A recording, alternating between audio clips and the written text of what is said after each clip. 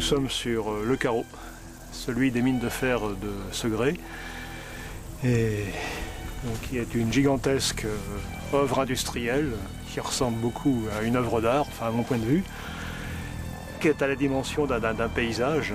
Alors on a cette grande tour de 1965, et la dernière époque des mines de fer. On a là le chevalement métallique de 1935, qui est celui qui annonce l'apogée technique des mines.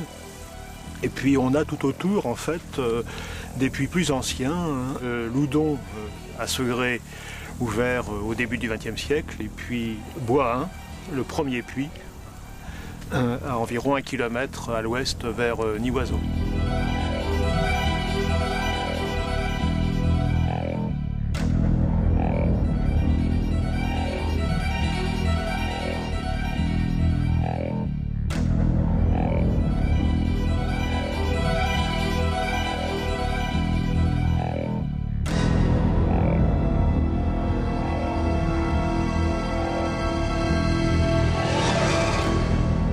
C'est l'histoire du XXe siècle industriel des mines de fer de Segré que l'on retrouve ici.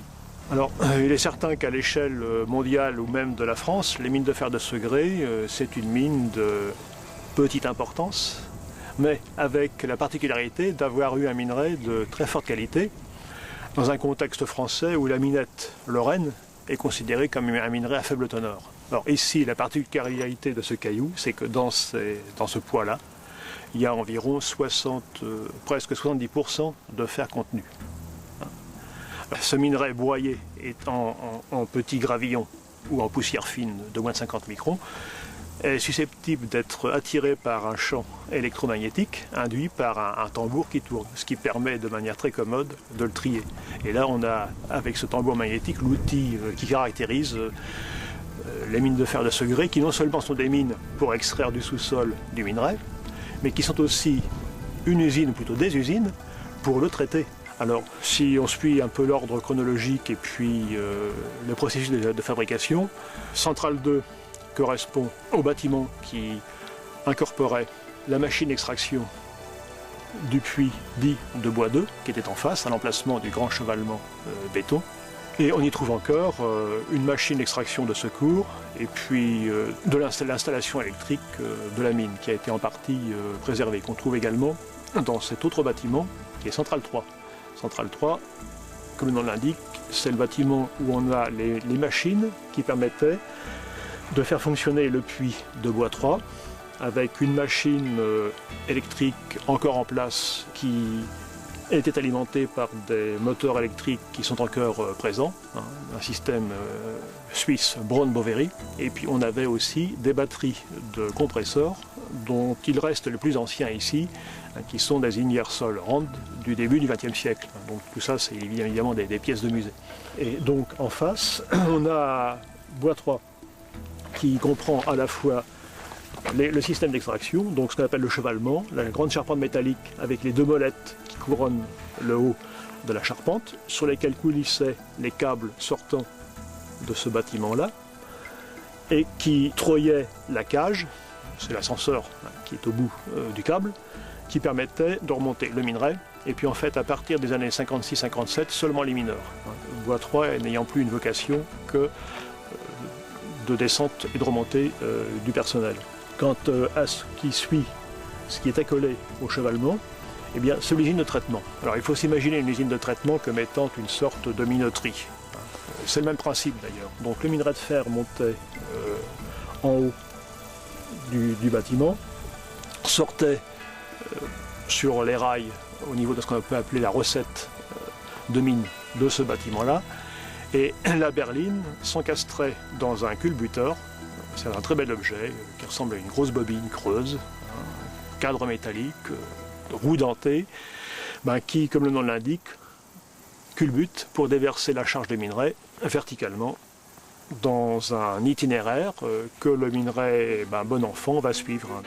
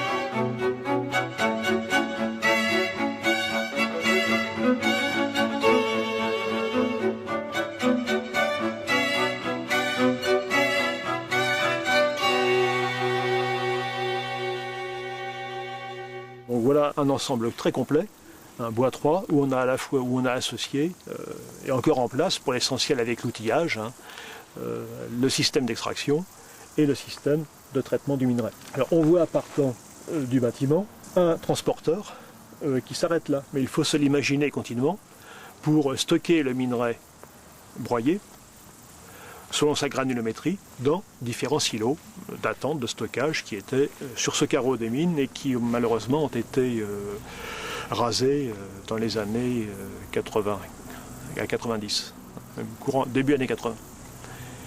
Et puis une partie aussi rejoignait l'usine de traitement principale. Donc là, il faut s'imaginer en face de la tour béton un bâtiment, le bâtiment construit en 1916, dont il reste un équipement qui sont les grands piliers encore debout, alignés, qui portaient le transporteur permettant de stocker sur un terril les déchets de fabrication du minerai.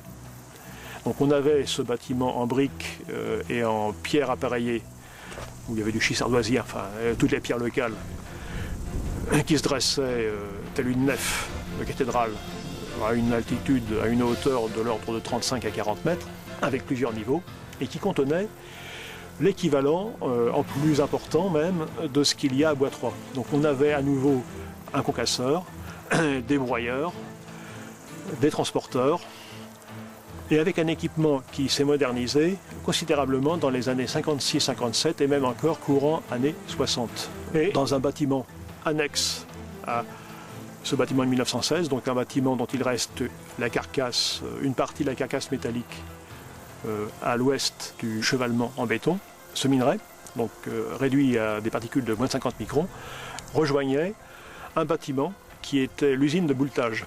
C'est là où on va agglomérer cette poussière de fer avec un liant, qui est une sorte d'argile qu'on appelle de la bentonite, pour en faire des sortes de dragées, des petits boulets, des pellets, un terme anglo-saxon, qui, cuits au four, deviennent relativement durs et du coup servent à alimenter les hauts fourneaux. Alors bien souvent, ils servaient à alimenter les hauts fourneaux d'usineurs en complément de charge. C'est-à-dire qu'on mettait du minerai lorrain par exemple, et puis on rajoutait du minerai de Segré pour doper un petit peu la qualité du minerai du haut fourneau.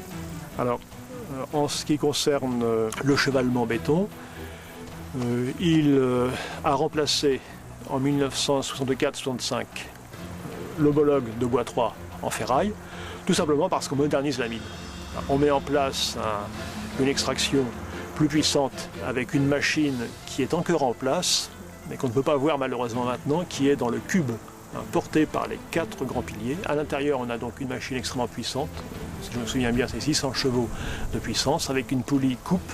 Et ce système-là va permettre d'extraire d'un coup 8 tonnes de minerai du fond, à une vitesse ascendante de l'ordre de 8 à 10 mètres secondes. Donc la mine est moderne, le débit est élevé, la capacité d'extraction aurait pu se maintenir et peut-être être portée à quelque chose comme 1 million de tonnes par an.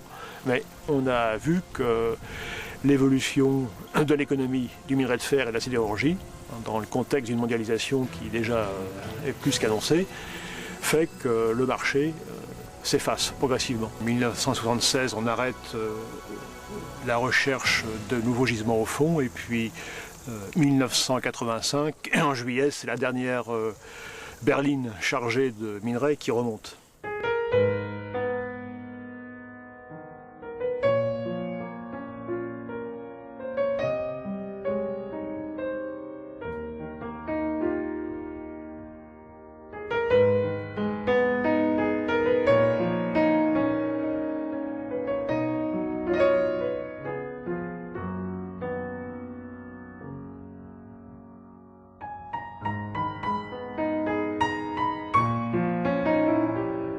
Le patrimoine industriel que l'on a ici est, à mon point de vue, un patrimoine d'échelle européenne, par ce qu'il représente, à la fois l'épopée minière, et puis aussi dans sa spécialité, la mine de fer, avec ce minerai très particulier qu'est la magnétite, qu'encore une fois en Europe on ne trouve qu'ici et en Suède.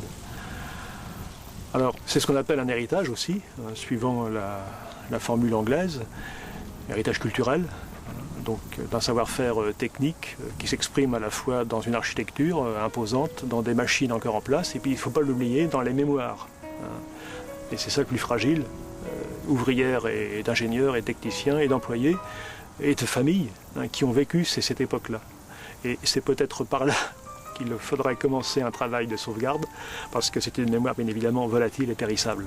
Donc il faudrait conserver ce qui existe encore, bon, je dirais intégralement. Il y a eu de casse et des montages sur le site pour s'arrêter là. En moyennant quoi, on peut espérer donc sauvegarder ce site et puis en faire un des attraits majeurs du Haut-Anjou-Segréen, mais j'insiste, en réseau avec les autres lieux de patrimoine industriel minier du Segréen qu'il faut intégrer, puis présenter un public très large, dont on sait qu'il sera régional, qu'il sera interrégional, c'est-à-dire que des régions voisines venaient visiter la mine bleue de plus en plus à l'époque où elle a fermé. Donc il y avait un public qui était loin d'être éteint, et c'est ce public-là qu'on peut espérer ramener, visiter le Haut-Anjou. Et bien évidemment, ce public sera non seulement un support d'une économie culturelle et de valeurs culturelles patrimoniales sauvegardées, mais il sera aussi une ressource, bien évidemment, de développement local et régional.